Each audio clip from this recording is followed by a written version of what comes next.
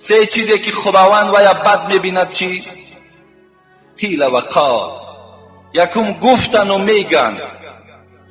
یکم چیزی که پروردگار و یا بد میبیند این است که گفتن و میگن. چگونه ای که در مردم ما و شما بسیار است. بابام گفت، اکم گفت، یا فلانی میگه. اینها را خداوند بد میبیند. گفتن و میگن اینا حقیقت ندارد.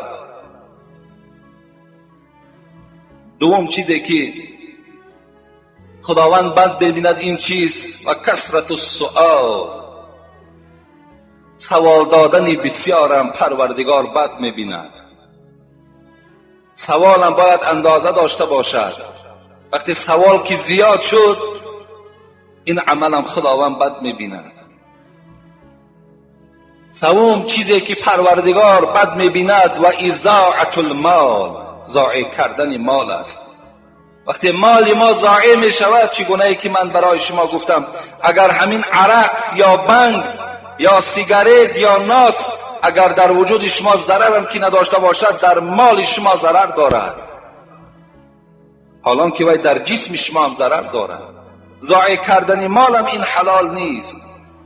خداوند در قرآن میگوید ولا تقتلوا انفسکم ان الله کان بكم رحیما.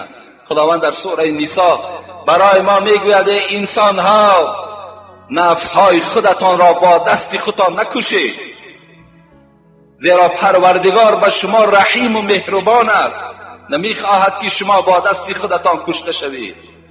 یعنی انسانی که عرق نوش باشد، انسانی که بنگی باشد، آیا ببینید آخری کارش به هلاکت میرسد.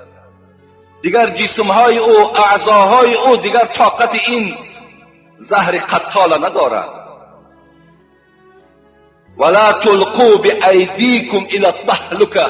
خداوند در دیگر آیت قرآن میگوید با دستهای خودتان به هلاکت نرسانید.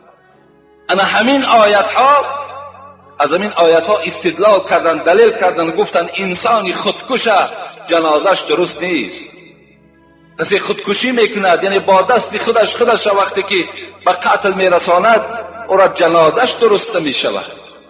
و اگر انسانی هم که از عرق و از بنگ از دنیا میگذرد، وای الله که چی هست، اگر چی جنازش هم که خوانند وای دیگر ایمانی به سلامت نمیبرد.